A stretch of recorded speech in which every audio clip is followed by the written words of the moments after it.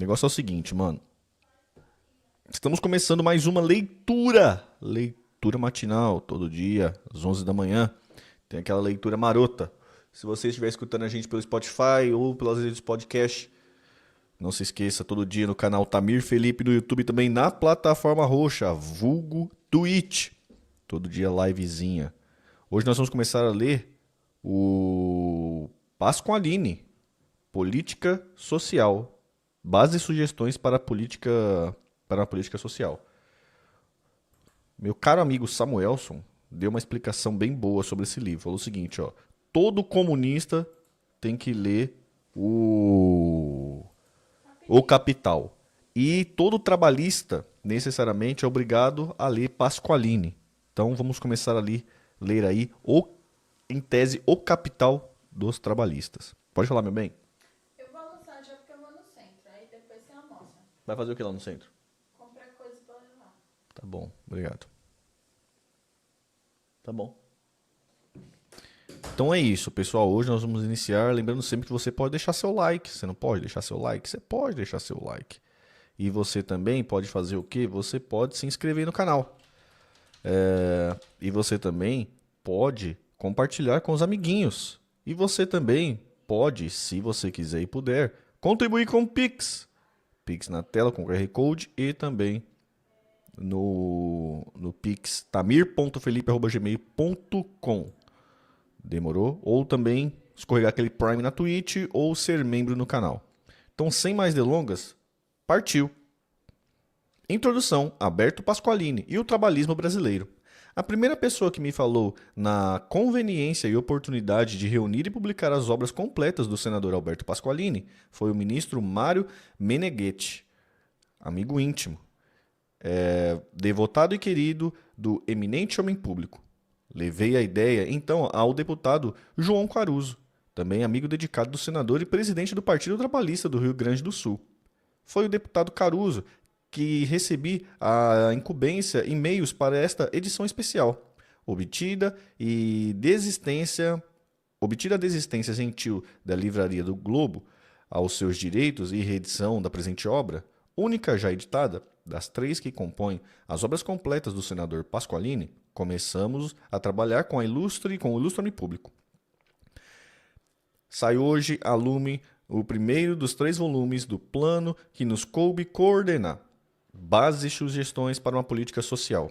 Constitui um livro de doutrinação e formação trabalhista, no espírito autêntico e original do trabalhismo brasileiro, que começa a definir-se e cristalizar-se em nosso país, como fruto das condições peculiares do Brasil e como contribuição genuinamente brasileira para a solução de problemas e dúvidas do sentido e alcance universal. O segundo volume, que sairá a seguir, inclui estudos para a reforma do sistema de crédito em nosso país, com o anteprojeto da reforma bancária instituído o Sistema Federal de Bancos do Estado, que o senador Pasqualini apresentou em 1954 ao senador da República. Este assunto concentrou e observou nos últimos tempos as preocupações e os estudos do senador. Chegou ele ao cabo de acurada meditação, a conclusão de que crédito, instrumento de trabalho, deveria ser objeto primordial da política trabalhista. Abre aspas. O problema da organização do crédito, diz ele, em estudo incluído no presente volume, é fundamental em um país de economia incipiente como o Brasil, e a solução significará exatamente por a disposição dos que têm capacidade e iniciativa os meios necessários para expandir a economia do país, criar o capital instrumental, dar aproveitamento aos recursos naturais, incentivar e aumentar o trabalho, abrir novas fontes de produção, melhorar a técnica e elevar, enfim, o nível econômico e social da coletividade nacional. Fecha aspas. Eis o programa largo cuja realização o pensador trabalhista esperava de um sistema de crédito bem organizado, base natural da capacidade e da variedade de iniciativa dos indivíduos. Isso não nos dá uma ideia do que significa e do que nos pode dar uma política tipicamente trabalhista que erige o trabalho como principal como princípio básico de organização da vida do indivíduo e do bem-estar da coletividade, e que trata o crédito como instrumento do trabalho, de que é complemento. O que o eminente homem público preconiza, segundo a definição de sua própria lavra, é a reforma do sistema capitalista por meio de uma transformação no mecanismo da moeda e do crédito. Reforma do capitalismo registra-se como a manutenção da prosperidade privada, da iniciativa individual, com exceções já feitas em outras e a se fazerem na mesma linha, que, com a boa organização do crédito, nos trará o trabalho educativo e o trabalho criador. Teremos, assim, fontes de onde tirar a produtividade e uma equilibrada previdência social, para melhor redistribuição de renda, formas de regeneração do capitalismo. É uma conclusão realista e sensata a que chegou o eminente pensador. A condição precária da economia brasileira não oferece nem mesmo o que socializar, salvo se quisermos socializar a miséria. Antes de socializar, precisamos pensar em criar com o instrumental mais apto a servir à vocação criadora do indivíduo. É um esquema que, só ele, basta para conferir ao sistema trabalhista brasileiro, cujo intérprete genuíno é o senador Alberto Pasqualini. Todo o respeito que lhe cabe, trata-se, como se verá, de uma tentativa séria e objetiva de organização da sociedade brasileira, com base no sistema homogêneo e coerente dos princípios de ação, condizente com o novo mundo em que vivemos. O terceiro volume, enfim, Coletânea Trabalhista, reunirá peças variadas de diferentes datas e diferentes naturezas, desde o discurso de formatura na Faculdade de Direito em 1929 até os pareceres mais recentes, na Comissão de Finanças do Senado Federal em 1955. Malgrado o largo espaço de tempo, que cobre 26 anos completos, a unidade de pensamento e a coerência de ideias do ilustre pensador persistem íntegras e absolutas, medida exata da pureza de sua inspiração e da maturidade dos seus conceitos. Nesse discurso de formatura de 1929, dizia o eminente homem público: estamos vivendo o período de doutrinação que precede as grandes transformações sociais.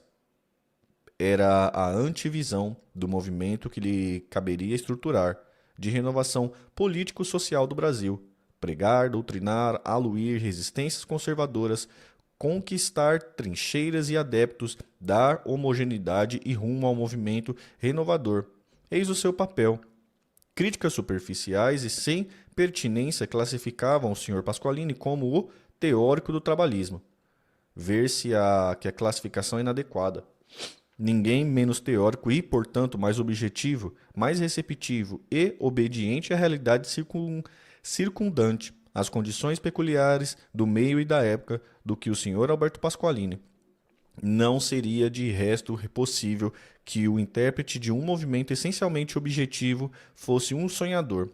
Veremos que, ao revés de um teórico, o Sr. Pasqualini é um realista intransigente e equilibrado. Suas fórmulas, suas conclusões, ele não as tira arbitrariamente de dentro da sua cabeça. Bebê-as, interpretá-as, vive-as. O que vale mais, de forma pessoal e coletiva, integrando postos legislativos e executivos variados. Vereador em Porto Alegre, membro do Conselho de Municipalidade, secretário do Interior e Justiça e senador da República, mediu sempre pela realidade ambiente, a viabilidade de suas fórmulas. Procedia de um ambiente rural humilde, neto de imigrantes italianos que se radicaram no interior de colônias no Rio Grande do Sul. Seu pai foi titular de um pequeno cartório distrital de uma dessas povoações. Pobre, Pasqualini galgou, aos poucos e com sacrifício, os degraus todos do sucesso pessoal e político, lidando com os humildes, com os pobres, nos meios dos mais modestos e com os problemas mais cruciantes. Ele pôde sentir ao vivo os sinais e as sugestões do mundo novo que vem surgindo, muito diverso daquele velho mundo que veio do pensamento racional e da democracia liberal e verbal, que a Revolução Francesa de 1789 consagrou. Esse é o traço distintivo do pensador trabalhista. Sua sensibilidade de intérprete, sua clareza e objetividade de tradutor da realidade vivas. Coração sensível e cabeça clara são as suas qualidades fundamentais. As suas qualities Marieses, no clichê da velha psicologia francesa. Dos avós paternos e maternos, todos precedentes da Itália, trazia o Sr. Pasqualini um substrato hereditário de sensibilidade, que o tornaria particularmente apto para sentir, até nas suas composições musicais, um Agnus Dei de 3 outras que ouvi, interpretadas ao piano, traduz um sentimento fino e invulgar. Sua capacidade de interesse e devotamento à criatura humana são excepcionais. Não pode ver uma criança inquieta, perdida entre adultos, que não se apresse a sugerir distração ou sítio mais apropriado. Seu avô materno aliava ao amor das causas sutis do sentimento e da religião a capacidade de realizador tenaz. Foi ele que, modesto e obscuro, naqueles tempos difíceis de início da colonização italiana no sul do país, porfiou em trazer nada menos do que uma ordem religiosa, a dos Palotinos, que acabou vindo estabelecer-se e ramificar no Brasil. Também a entrada do Sr. Pasqualini para o seminário dos jesuítas na cidade gaúcha de São Leopoldo foi obra deste avô. Parece ter sido grande influência sobre o neto. No seminário, para onde levou amplos conhecimentos gerais, obteve o Sr. Alberto Pasqualini, classificação inferior ao grau desses conhecimentos, por não ter suficiente a base de latim. Sua aplicação, porém, a essa última matéria foi de tal ordem que, ao final do ano, pulou do primeiro para o terceiro ano, e daí em diante sempre foi grande latinista. Datam desta quadra suas predileções pelas matemáticas, cuja disciplina mais tarde passou, inclusive a lecionar, no Colégio Anchieta de Porto Alegre. Foram, pois, o latim e as matemáticas, conjunto das ciências da quantidade e da ordem, que modelaram a forma de tão clara e objetiva a sensibilidade e o raciocínio do grande doutrinador. Como diz Bertrand Russell, las matemáticas tienes la ventaja de ensinarle a uno la costumbre de pensar sin pasión. Esto me parece el grande mérito de las matemáticas. Se aprende a usar la mente primordialmente en un material en que no entra la pasión. Y, habiendo adquirido ese hábito, se le puede emplear desapasionadamente en asunto que siente apasionadamente. Por lo tanto, as maiores probabilidades de llegar a conclusões certeiras. Saindo ao cabo de 4 anos do seminário para o Colégio Anchieta, levava ao Sr. Alberto Pasqualini o seu coração sensível e a sua cabeça clara, já num bom grau de adestramento, nesse estabelecimento de ensino, concomitantemente com os estudos do preparatório, correspondentes ao primeiro ano, ensinava matemática ao quarto ginasial.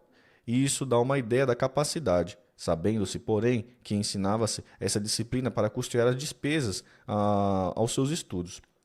Podemos completar o quadro em que se formou seu espírito esse excepcional pensador político. Outro traço que denota o interesse do Sr. Alberto Pasqualini pela criatura viva é o seu pendor natural para o estudo da medicina. Foi uma vocação que despertou muito cedo, mas a despeito disso, enveredou depois para o direito. É que pobre somente o desempenho de uma atividade remunerada, como a do magistério, possibilitaria a continuação de seus estudos. A medicina exigia tempo integral, escolheu então o direito, onde lhe sobraria tempo para os alunos particulares. Convém fixar esses 2 fatos: a pobreza do estudante, colocando-o em contato íntimo com a realidade viva, de que viria a ocupar-se no futuro, o seu deslocamento para o direito, mergulhando em suas subtilezas e técnicas, aprendendo a equacionar a oposição entre o que é direito e o que é de fato, entre o que deve ser de maneira determinada ou o que funciona em virtude de normas e, de outro lado, o que é assim, prescindindo de que deva ou não sê-lo. Esta oposição entre o direito e a natureza, entre a razão e a vida, o grande diálogo da história em nossa geração, estaria assim desde o começo, no vértice de suas mais profundas cogitações, facilitando a arquitetura de um sistema de ordenação da sociedade brasileira. Como advertiu Ortega y Gasset, o tema próprio do nosso tempo e a missão das gerações atuais é iniciar um movimento enérgico para ordenar o mundo, do ponto de vista da vida, do homem, da carne e o osso, da razão vital, corrigindo o sistema anterior, com base na razão pura, no ente racional e nas frias abstrações do racionalismo clássico. Foi, pois, no devotamento e na forma de dedicar-se a esta missão fundamental que, como em tantos outros passos da sua brilhante e fecunda carreira, se acentuou a objetividade do estilo de pensamento e de ação do Sr. Alberto Pasqualini. Guardadas as respectivas condições, reafirmou ele, em sua obra, aquela famosa definição de Hegel para o direito, a primeira posição do espírito objetivo. Foi afinal útil, para os interesses gerais, este caso particular de conflito entre a vocação e as circunstâncias, com pendores naturais e predicados à medicina. Acabou o Sr. Pasqualini desviado para o direito, operando assim desde o início uma articulação fecunda entre o vital e o racional, num esquema vivo e prático de colaboração do direito com a natureza. Eis a combinação feliz que deu à luz e à substância a concepções e a fórmulas em que o Sr. Alberto Pasqualini transfundiu a essência do trabalhismo brasileiro. A objetividade é, precisamente através dessas características, que se pode medir a identidade e a doutrina brasileira do trabalhismo com a realidade e adequação ao meio e ao tempo. Já se disse que vivemos em tempos novos e, mais do que isso, que vivemos em um mundo novo, totalmente distinto do mundo em que viveram nossos avós e as gerações imediatamente anteriores. Esse mundo anterior ao nosso, em sua estrutura fundamental, definia-se por uma velocidade conjuntural lenta e por uma baixa densidade demográfica, o que produzia uma pressão social frouxa. Nesse tipo de ambiente social, sem maior compreensão do exterior, as criaturas voltavam-se mais para dentro do que para fora.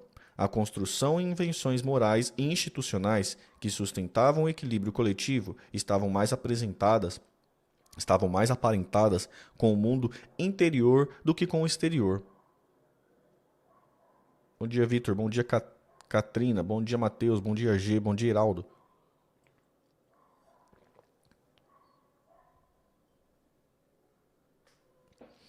O espírito e a sua forma de exteriorização, a palavra, são as características básicas desse mundo de ontem. Mais tarde, um conjunto de influências poderosas de tipo nitidamente material, ciência, medicina, higiene e alimentação, transformaram completamente esse quadro externo.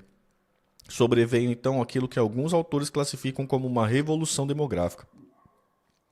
Mas as alterações foram de tal monta que um dos mais eminentes sociólogos do nosso tempo, o Sr. Gaston Berthoud, entende que o seu resultado, a medir-se sua extensão e profundidade, não mais seria de uma revolução, mas a de uma autêntica mutação biológica que mudou as características do crescimento da espécie. E mais adiante remata. Abre aspas, em obras precedentes, nós mesmos propusemos denominar este fenômeno da revolução demográfica, mas, na verdade, estamos em fase de um fenômeno biológico muito mais profundo do que uma revolução. A humanidade tornou-se uma espécie animal nova. Eis porque esta primeira denominação nos parece insuficiente. Convém, pois, substituí-la pela mutação demográfica, fecha aspas.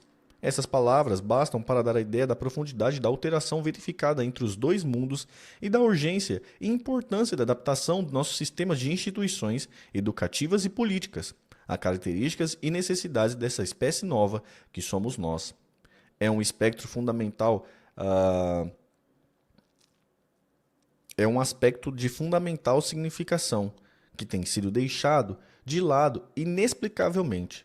Vejamos primeiro de onde veio e como se formou o mundo de ontem e depois chegaremos aos detalhes e exigências do mundo de hoje, como as entende e conceitua o Sr. Pasqualini.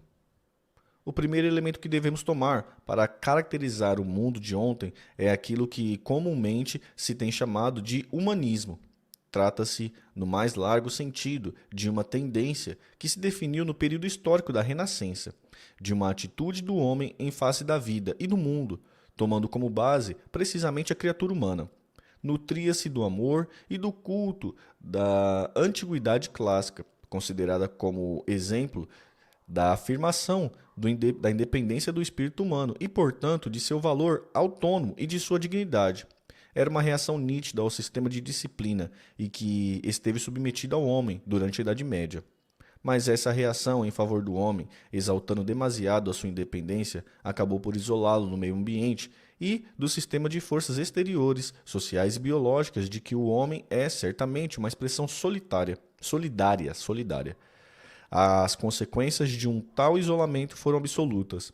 Retirado de sua base física, natural e isolado do meio ambiente, de que era, em verdade, um componente, agindo e reagindo sobre ele, passou o homem a ser tratado como entidade à parte, à maneira de um elemento abstrato, desligado da realidade, separado dela por uma redoma, encerrado dentro de uma proveta, a proveta das ideias abstratas e das palavras. É uma construção artificial que o grande escritor e pensador Aldous Huxley chamou de mundo aéreo das palavras e das ideias. Esta classificação é de suma importância. Ela será a chave do melhor entendimento do que é o mundo de ontem e da transformação que se opera e para a qual, dentro do meio brasileiro, podem preparar-nos homens como o Sr. Alberto Pasqualini, dotados de sensibilidades especiais e do senso e da capacidade de ordenação. O grande inspirador e ordenador deste mundo artificial e aéreo, de exagerada exaltação do abstrato, foi o filósofo francês Descartes, que viveu entre 1596 e 1650. Espírito excepcional foi, no consenso unânime dos competentes, o grande renovador do pensamento filosófico, que vinha desde Aristóteles, sem alterações de maior monta, resumindo esse novo espírito, essa nova atitude perante a vida e o mundo. Descartes, o pai do racionalismo, em seu entusiasmo pelas construções das razões puras, Disno, Ortega e Gasset, foi levado a executar uma inversão completa da perspectiva natural do homem. O mundo imediato e evidente que contemplam nossos olhos, apalpam nossas mãos, ouvem nossos ouvidos, compõe-se de qualidades, cores, resistências, sons, etc. Esse é o mundo em que viveu e viverá sempre o homem, mas a razão não é capaz de manejar qualidades. Uma cor não pode ser pensada, não pode ser definida, tem que ser vista, e se queremos falar dela, temos de cingir-nos a ela. Dito de outra maneira, a cor é irracional. Por outro lado, o número, mesmo aquele classificado pelos matemáticos como irracional, coincide com a razão. Com heróica audácia, Descartes decide, então, que o verdadeiro mundo é o quantitativo, o geométrico, o outro, o mundo qualitativo e imediato, que nos rodeia cheio de graça e sugestões. É desclassificado e deve ser considerado, em certo modo, como ilusório. Eis o que mais adiante Ortega e Gasset define como propensão utópica, tendência que dominou a mente europeia. Mundial, dizemos nós, em todas as épocas dita moderna, em ciências, em moral, em religião, em arte, em política. E o mais grave do utopismo, adverte ainda Ortega e Gasset. Esse precursor da objetividade não é o fato de oferecer soluções falsas para os problemas científicos ou políticos.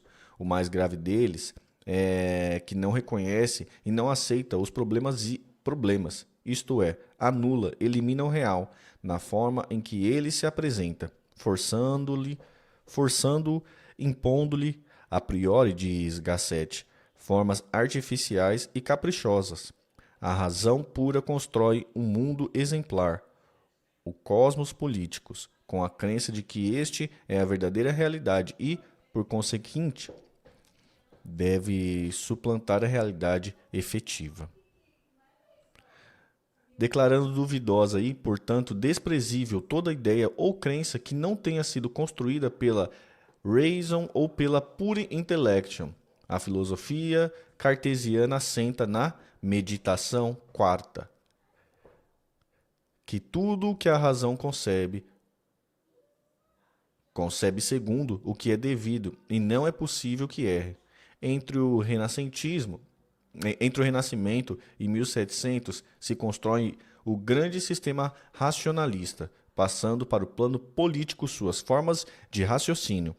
Entram os racionalistas a considerar as instituições tradicionais como torpes e injustas, diz Ortega y Gasset, e partem então para a edificação de uma ordem social definitiva. Deverá ser algo esquematicamente perfeito, onde se estabelecerá que os homens são entes racionais e nada mais.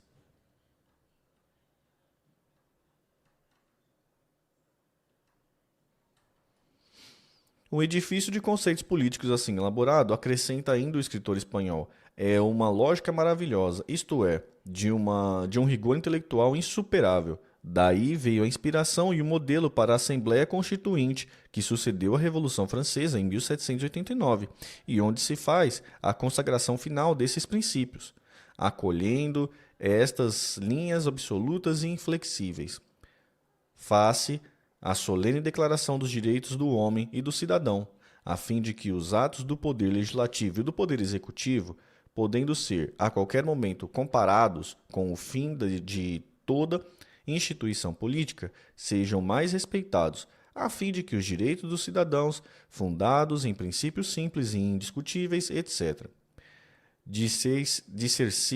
dir-se-ia, conclui Ortega y Gasset, que lemos um tratado da geometria. Ora, começamos a perceber aqui a exagerada preponderância dada à palavra e à ideia na articulação dessa zona abstrata, de pensamento puro, com o mundo material de fora.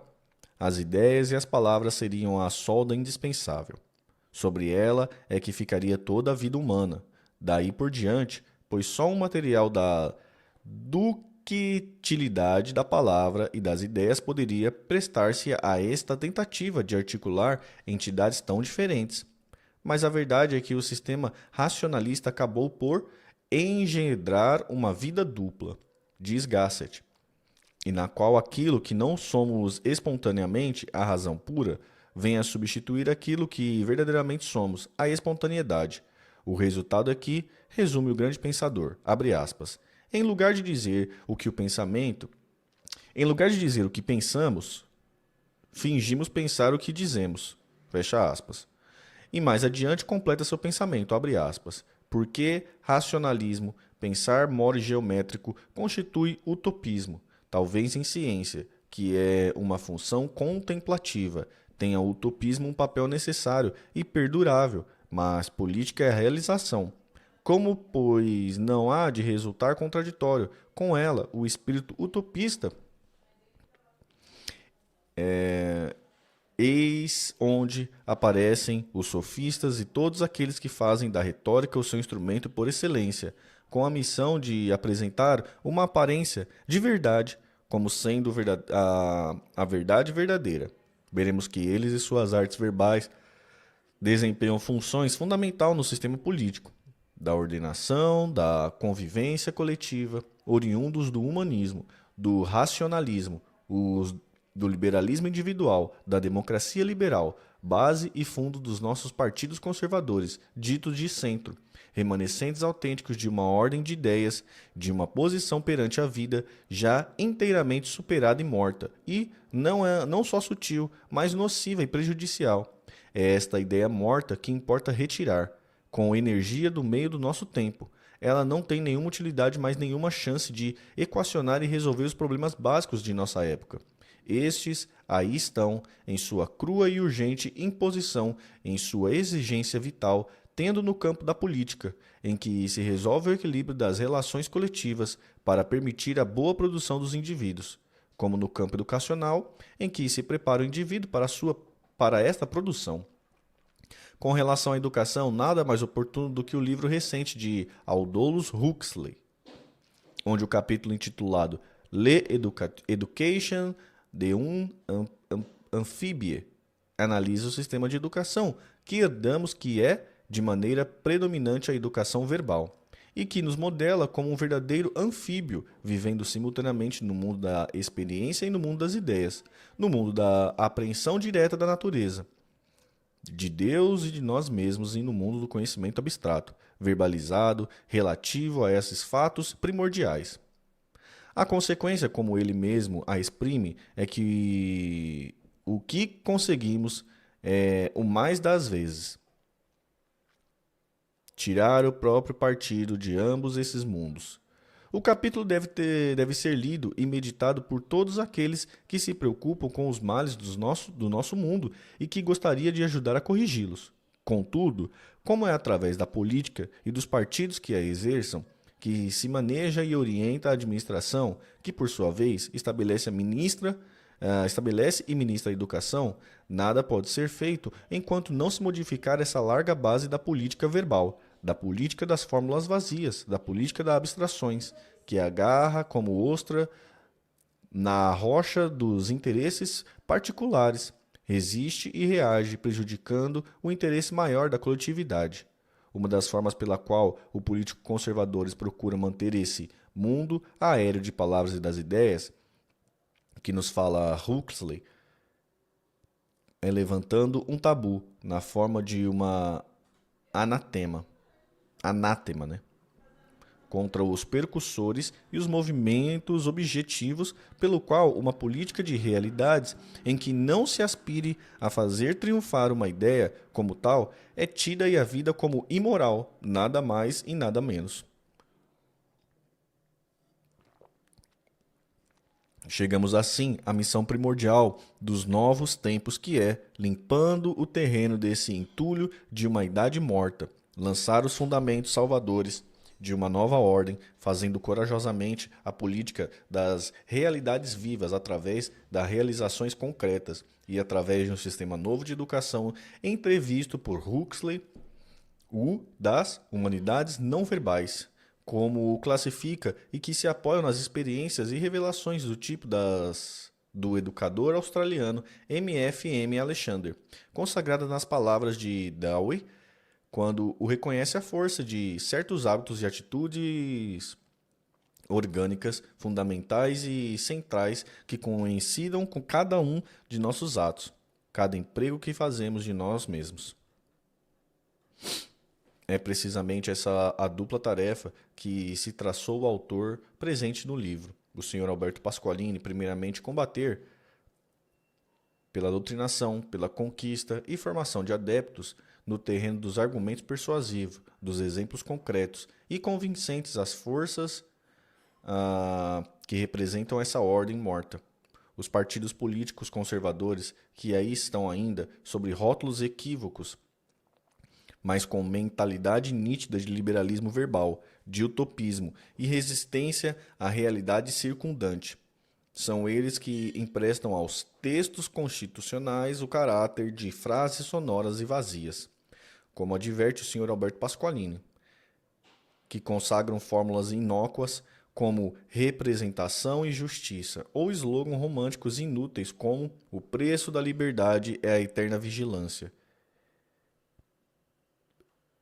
Este vozerio oco de nada adianta e não possui força capaz de abalar os problemas concretos que, atacando de modo objetivo e resolvidos, trariam para a coletividade precisamente aqueles benefícios que a palavra não tem força para efetivar. Uma das maneiras de enfrentarem os da velha guarda, as dificuldades e os problemas do presente através das palavras, aqui atribuem uma força mágica, um poder misterioso. Mas o resultado é que o Gassetti tão bem exprimiu quando disse, abre aspas, por um lado vão os princípios, as frases e os gestos, às vezes heróicos, por outros a realidade da existência, da vida de cada dia e de cada hora, fecha aspas. Abre aspas de novo, manejam, por exemplo, os temas políticos e sociais com o instrumental de conceitos rombundos que serviram 200 anos passados para enfrentar situações de fato 200 vezes menos sutis e complexas. Fecha aspas. Salve, Raif, bom dia, mano. Beleza? Hoje já não tem nenhuma eficácia, nenhuma força. Vemos a prova disso na falta de estrutura dos quadros partidários das agremiações conservadoras. A extrema movimentação de seus membros gera atomização de suas forças, dispersando-se sua energia, pulverizando sua capacidade de ação. As alianças, as combinações mais esdrúxulas demonstram a nenhuma influência ou sentido dos programas. Simples palavras ocas, fórmulas vazias, frases sem vida, sem calor e sem poder ativo. Não vale a pena insistir na análise. Qualquer um confirmará o fato. Convém, entretanto, examinar o livro de Maurice Duverges, Les Partis Politiques, já citado, especialmente páginas de 197 e seguintes, em que ele mostra o papel da autoridade e da obediência nas formações partidárias e das diferenças do chefe dos partidos realistas do povo e do chefe dos partidos conservadores. Estes sempre pontos a discursos e controvérsias, sempre apregados às palavras, criando assim brechas na disciplina e na coesão. Alberto Espaço nessa selva verbal.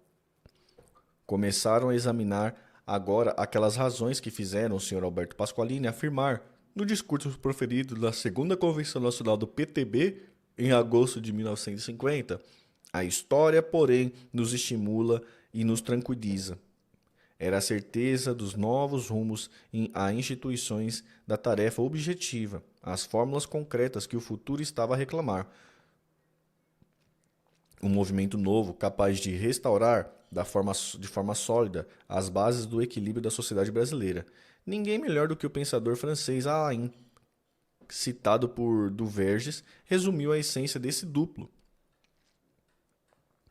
trabalho definido as mentalidades divergentes dos dois mundos.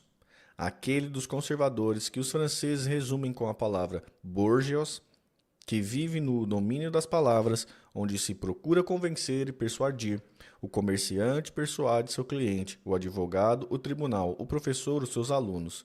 Ao passo que o trabalhador vive no domínio das coisas, que resistem à retórica e não cedem senão à força. Vem a propósito essa frase porque ela contém um conceito que servirá para esclarecer, de logo, um aspecto essencial do problema.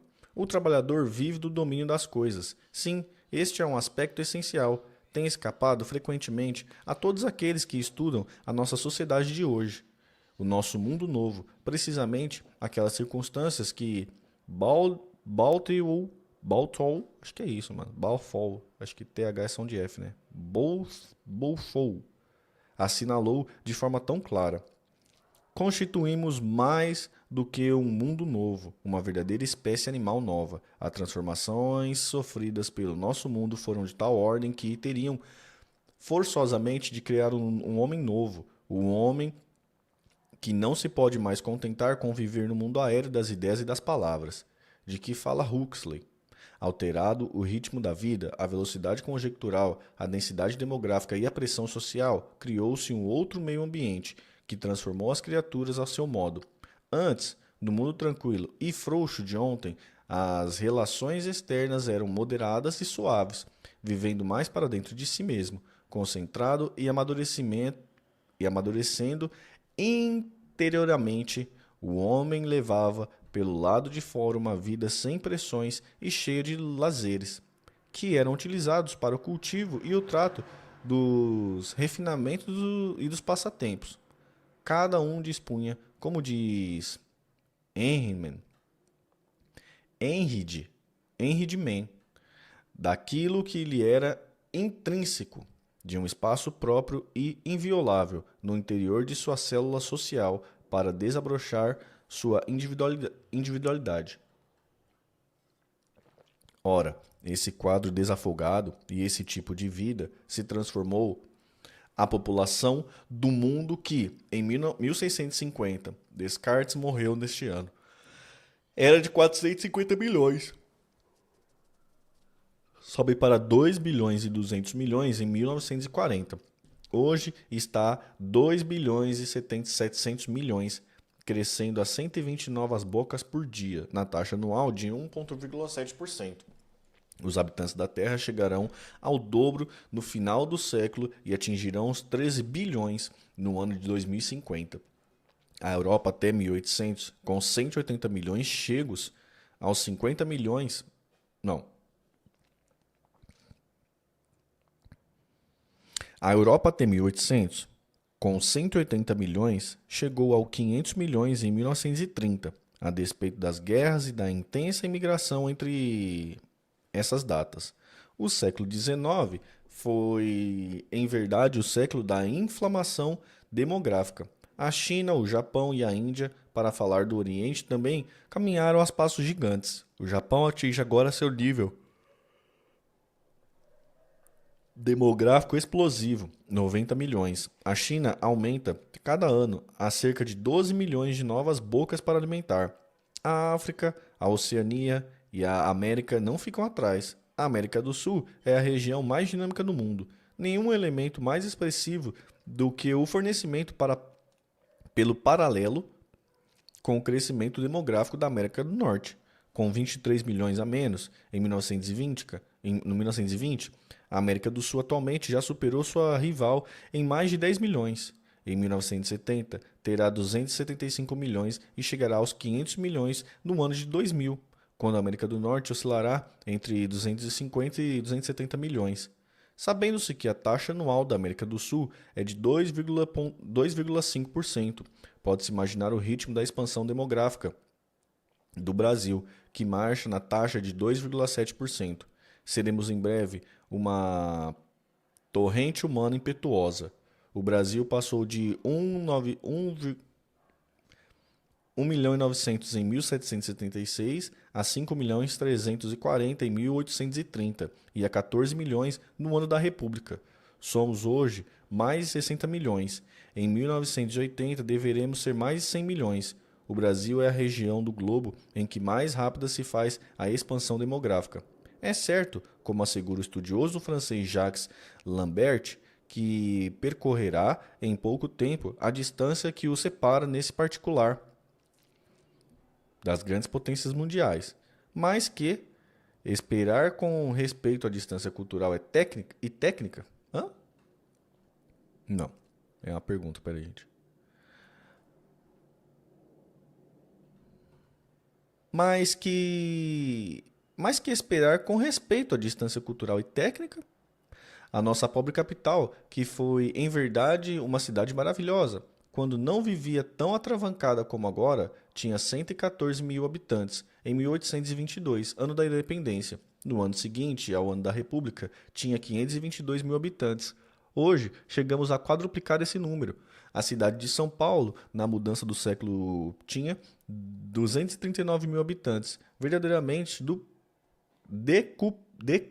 decuplicou sua população em 60 anos. Recife, Porto Alegre e Curitiba também praticamente decuplicaram em habitantes. Salvador quintuplicou. É fácil concluir, por este simples adensamento, a multiplicação das dificuldades para tudo.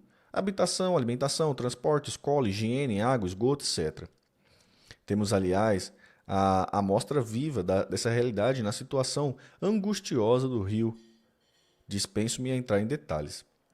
Mas as modificações não foram apenas no sentido da inflamação demográfica, da densidade e do tipo de relações novas entre as pessoas.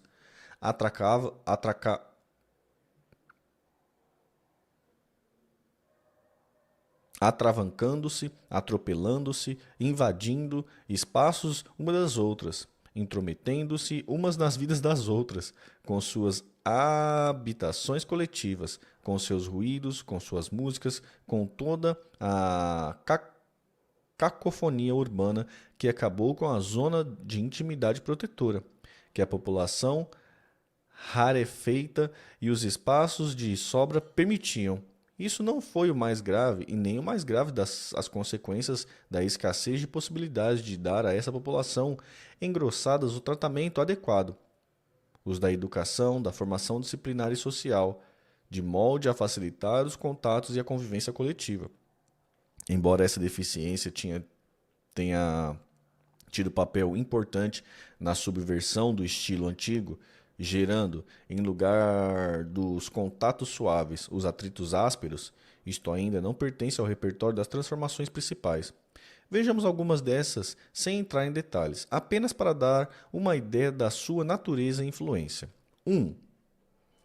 Com as formas de defesa da vida infantil, reduzindo as pesadas taxas de mortalidade da primeira infância, alterou-se por completa a composição por idade e, consequentemente, a estrutura e mentalidade dos efetivos populacionais. Essa maior porcentagem de jovens, agravando o problema escolar e sobrecarregando o esforço da população ativa e a parcela da renda nacional destinada à formação educacional e técnica, teve uma consequência social séria e imediata: o aumento da carga de agressividade que veio a caracterizar as sociedades humanas, tornando as mais difíceis soluções o seu equilíbrio e gerando outros problemas. Foi experimentalmente demonstrado que as flutuações da agressividade estão ligadas no que diz com os mamíferos, a proporção de jovens na composição de grupos. Ora, este elemento de tão decisiva influência é muito presente na população brasileira, onde os jovens de menos de 15 anos são mais de 41%, e os de menos de 20, 52%, o que se traduz uma alteração dos problemas sociais e na criação de muitos outros, que a vida de hoje nos apresenta cada dia. Segundo, outro elemento modificador essencial foi o resultante da melhoria substancial dos níveis de duração média de vida humana, ou da esperança de vida dos componentes de uma dada coletividade humana.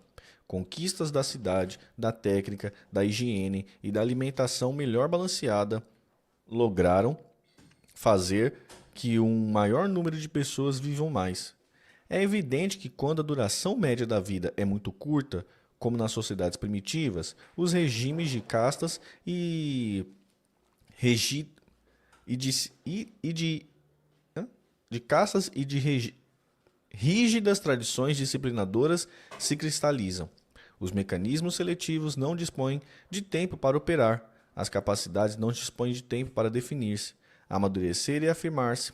Assim, cumpre que, desde logo, cada um esteja em seu lugar, na forma de substituição dos pais, que morriam mais cedo. Forma-se assim a dependência estreita ao aprendizado e a tradição do tipo familiar. No regime de duração maior da vida média, rompe-se esse sistema de equilíbrio e aumenta a mobilidade e o espírito de aventura. 3. Com a menor taxa de mortalidade na primeira infância, permita-se a maior liberação das mulheres das tarefas biológicas de reprodução e reposição dos efetivos demográficos, possibilitando deslocamento para outros tipos de atividade econômica e social. 4. Com a menor taxa de mortalidade feminina, especialmente devido ao domínio das infecções puerperiais,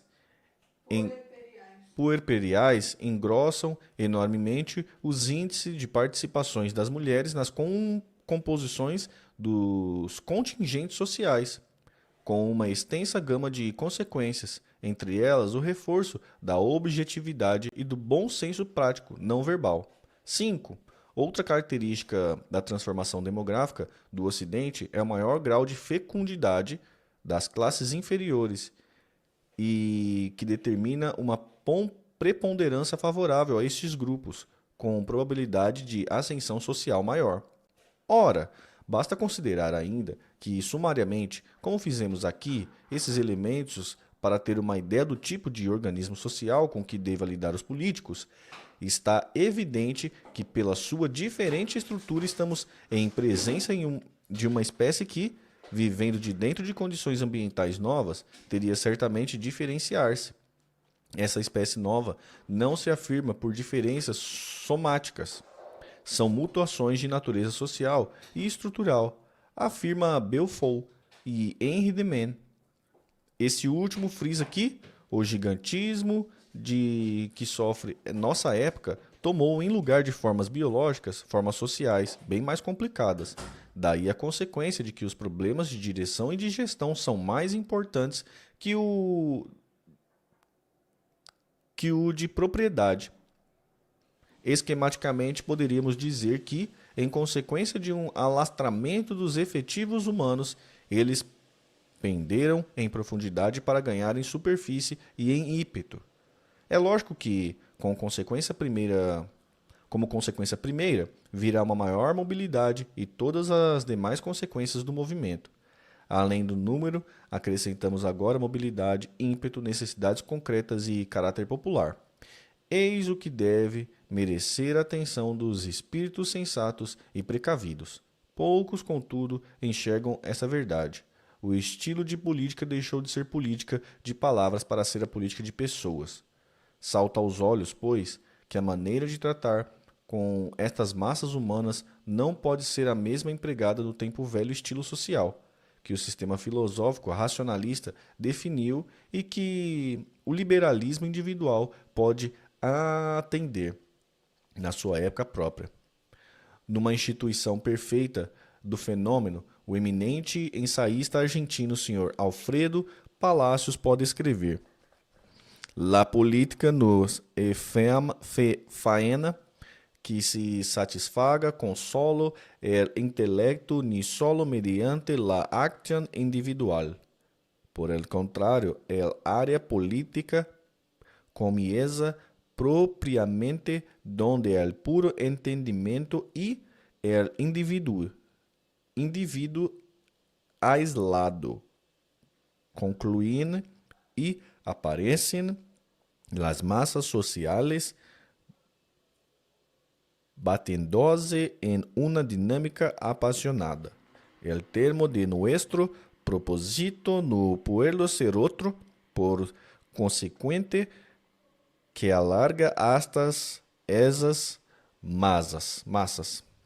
Eis aqui, numa palavra insuspeita e autorizada, o problema que os tempos modernos nos apresentam: chegar às massas humanas, típicas do nosso tempo, com suas matizes tão bem caracterizadas nas mutações demográficas que analisamos, e sem as quais não se lograram o reequilíbrio do mundo, de forma que os capazes, os bens dotados e os afortunados possam criar os seus tesouros, de qualquer espécie, material, cultural, moral ou artístico, e conservá-los, o que é mais importante e difícil. Seria certamente tudo fácil se, em lugar dessas maiorias ásperas e exigentes, tivemos minorias suaves, pacientes, refinadas e letradas, mas a realidade é outra. A despeito de nossas preferências, o realismo está em enfrentá-las como ela é e não como nós gostaríamos que ela fosse. Daí a importância do problema de fazer a ponte para essas massas modernas, massas humanas modernas, com um sistema próprio capaz de canalizar e conversar a sua vitalidade impetuosa dentro das formas de conquistas pacíficas e progressistas.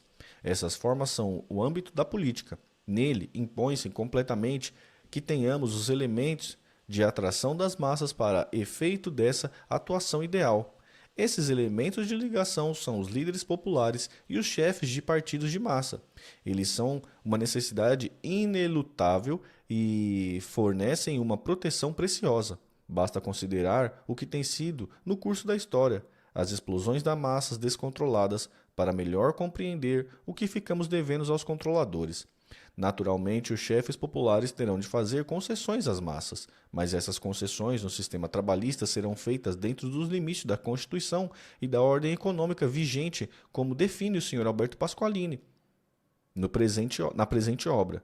Quem tem não gosta de dar, é certo, mas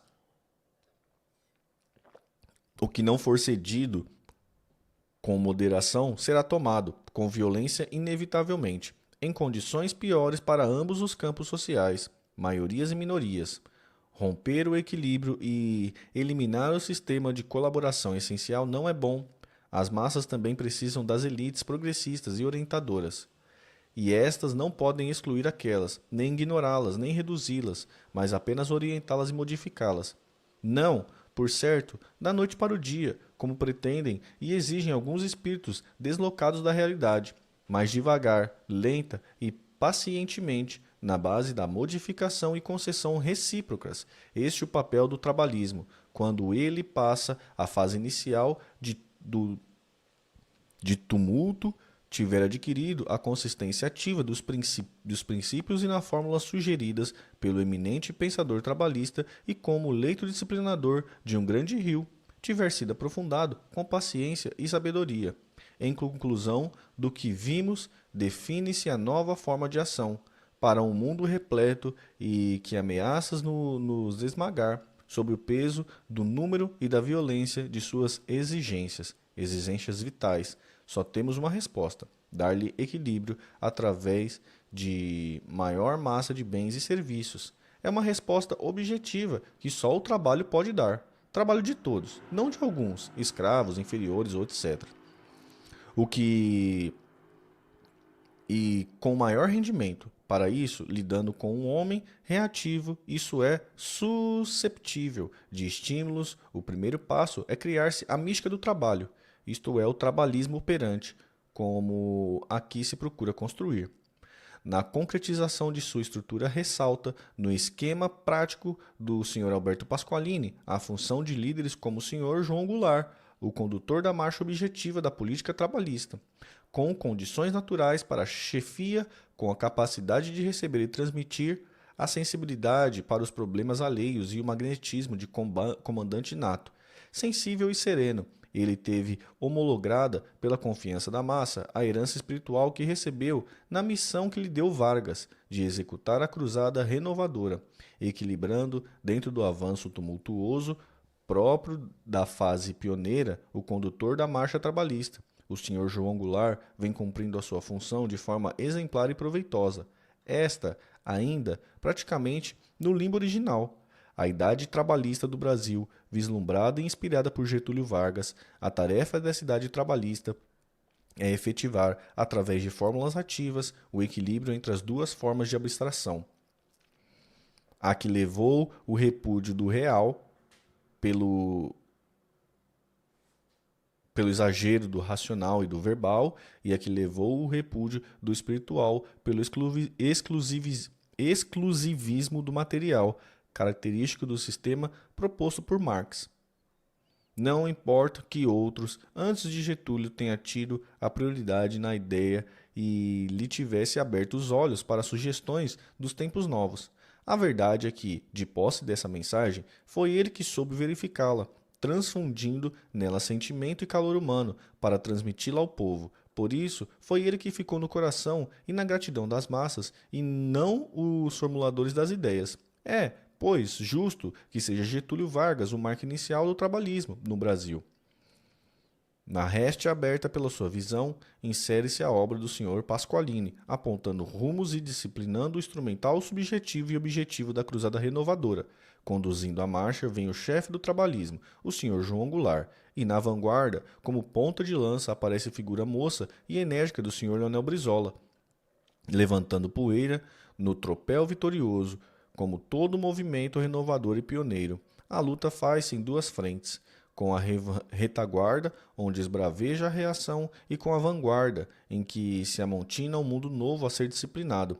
Essa fase pioneira é de decadência heróica. Na dupla refrega, muito destroço fica pelo caminho, chocado com os espíritos acomodatícios e timoratos, já efetivo e descansado na ordem velha. Mas a inovação é vital e urgente, como se viu, e não virá senão pelas asas dos iluminados que pairam no alto e apontam os rumos, e pelo braço dos condutores esforçados, que vão abrindo caminhos e avançando no rumo do futuro. 3 conquistas positivas, vale dizer construtivas, já foram efetivadas pelas cruzadas trabalhistas, sonhada por Vargas. A definição dos termos exatos da política trabalhista na obra de Alberto Pasqualini, a aglutinação pacífica e ordeira das massas populares sobre o comando de João Goulart e a ponta de lança das realizações objetivas e modificadoras com Leonel Brizola. A semelhança daquela situação em que as condições dos núcleos urbanos primitivos, sem recursos, coordenavam as massas humanas a viverem na imundície e na sujeira, provocando o horror aos pobres nauseabundos, situação que foi resolvida com esgoto, com água corrente, com sabão, com higiene, no serviço à fraternidade social e à democracia. Outras muitas conquistas sociais, políticas e espirituais são o resultado de realizações objetivas.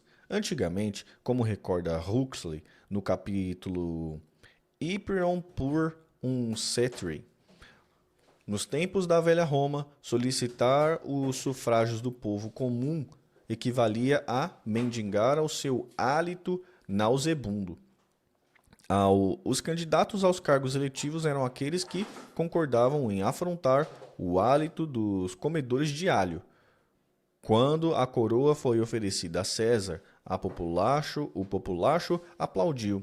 Esgarniçou-se, bateu as mãos sujas, atirou-se para o ar as suas boinas de dormir, fedorentas, impregnadas de suor, e emprestou o ar de seu hálito insuportável, de tal forma que César chegou a desmaiar. A Casca, que narra a cena, acrescenta: e de minha parte eu não ousava rir, para não ser obrigado a abrir a boca e receber esse ar contaminado. Huxley conta que Tolstói, enxergando as consequências políticas danosas da oposição entre a limpeza das classes altas e a sujeira dos pobres, foi bastante corajoso para aconselhar, como remédio, uma drástica diminuição dos banhos como meio de diminuir o abismo social e político.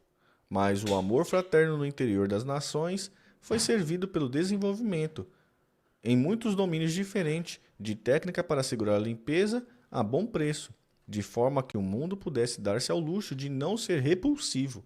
Na Inglaterra, os heróis de uma longa campanha em favor da higiene, entre eles o reformador sanitário Edwin Chadwick, de 1800 a 1890, puderam, como reconhece Huxley, preparar a cena para o ato final de hoje, da transformação das castas inglesas na sociedade igualitária da atualidade. Sem Chadwick, seus esgotos poder-se-ia ter tido uma revolução violenta, mas nunca este nivelamento por meio de processos democráticos. Eis o que significa para o progresso e para o equilíbrio social em nossa terra o espírito objetivo, o dinamismo criador, a capacidade realizadora de Brizola. Esses predicados pessoais experimentam-se em benefícios concretos para a coletividade e para o progresso, na melhor contribuição para a paz social e tranquilidade dos setores do trabalho criador e construtivo.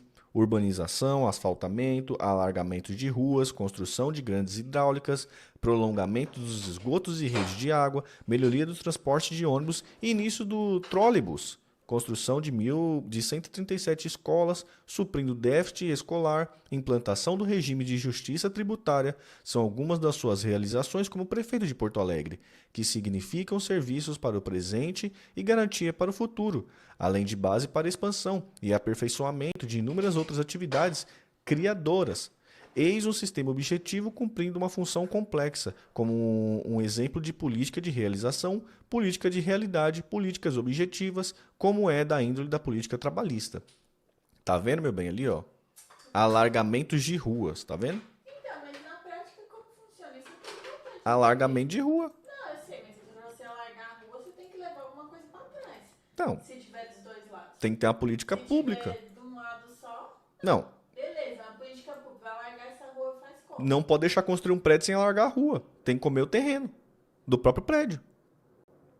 Tá bom, mas esse prédio aqui, ele existiu depois que já existia coisa desse lado da rua. Esse aqui? É, tô dando Então, não deveria deixar esse prédio ser feito sem comer um parte da própria calçada do prédio. Aí o cara fala, beleza, vou comer a calçada. Fica só a parte da calçada dele comida? Só alarga só aquele passo, faz um recuo, faz alguma coisa assim. É isso.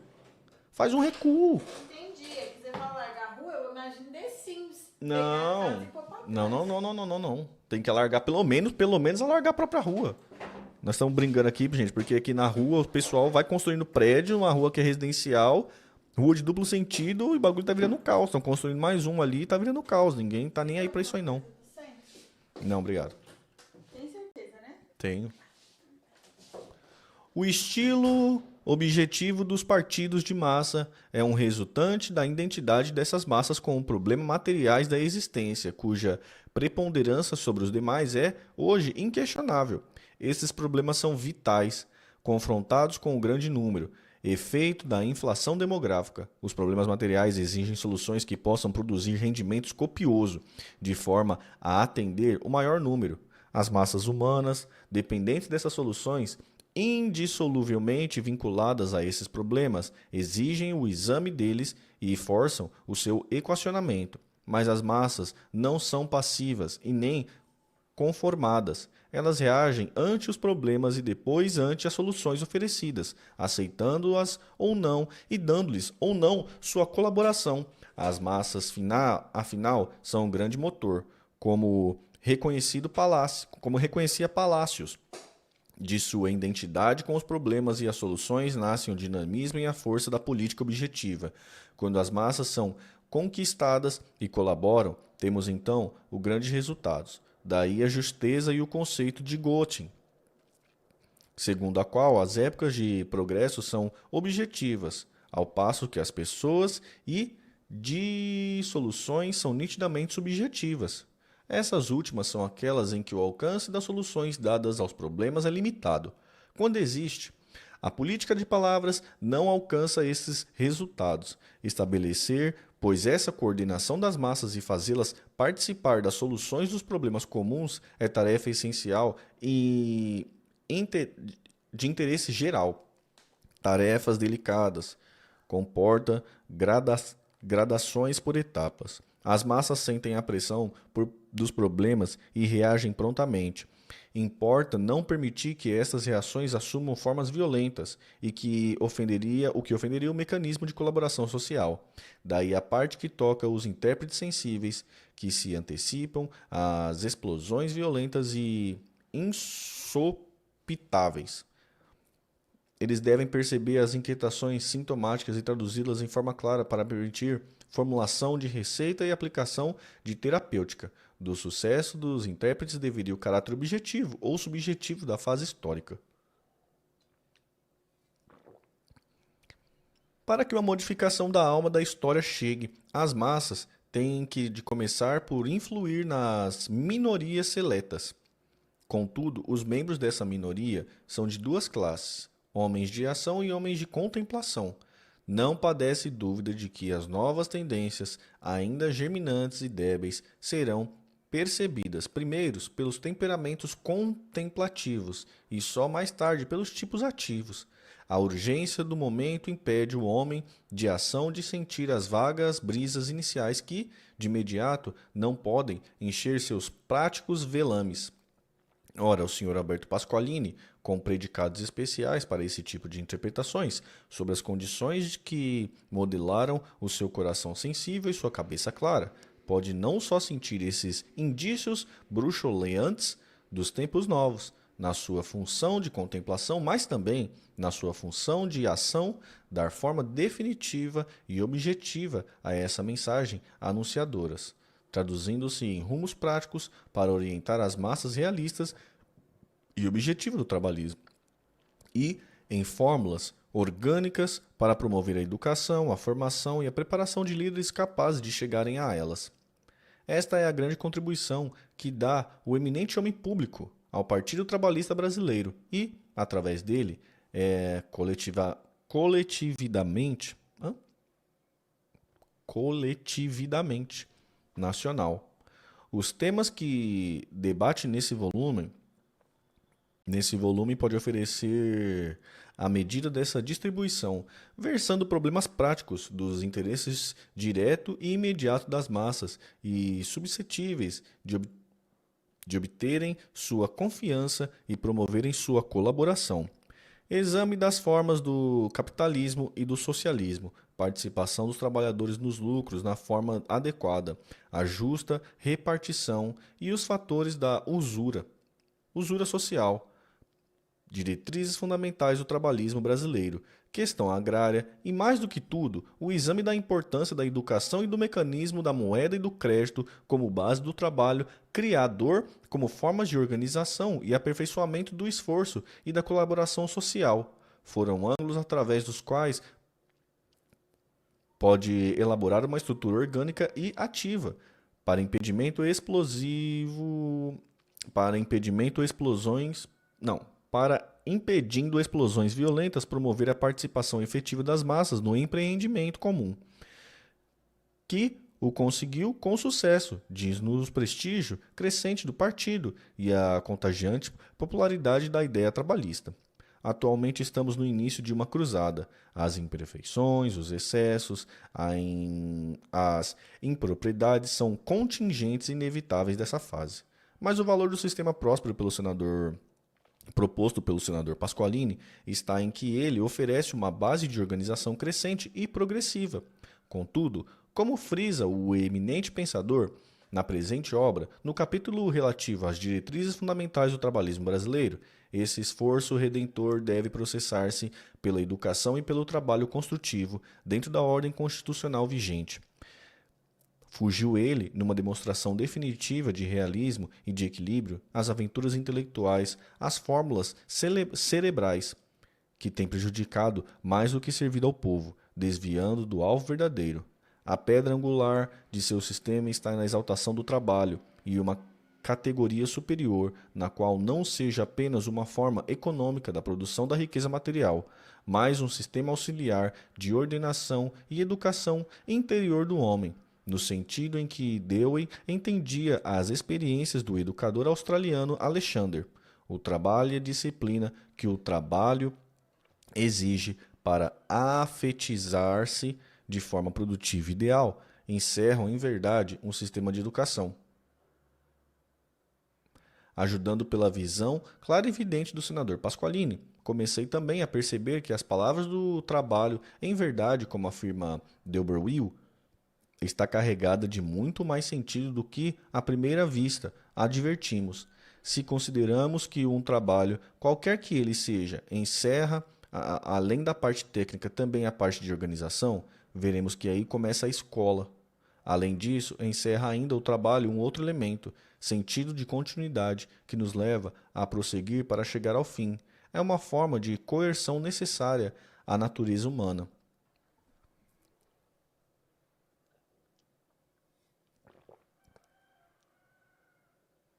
Salve Geraldo, salve Souza, salve Racine. Dizia Spinoza que é pelo trabalho que o homem preservará em seu próprio ser, e que ele continua a viver mais fácil à medida que persiste e acumula proveitos, lutando contra a fome, contra o frio, contra tudo aquilo que tende a entravar o desenvolvimento de suas faculdades. É ainda D'Urberville que adverte como é esquisito a este propósito ouvir dizer que o homem não foi feito para trabalhar, como se ele pudesse viver sem agir. Ora, o trabalho é a ação organizada, disciplinada, visando um fim. Não ser feito para trabalhar exprime a filosofia oposta do lazer, mas o lazer e a cultura que nele se baseia não são de molde a atender o nosso tempo. O lazer e a sua cultura, como vimos, são fruto daquele velho estilo e daquela velha época de folgas demográficas, sociais e espirituais. Riancife D'Urberville nos dá-nos, numa fórmula feliz, a síntese do pensamento do doutrinador trabalhista a este respeito. Na organização harmoniosa da vida do trabalho, encontra-se certamente a chave da organização da própria vida em si.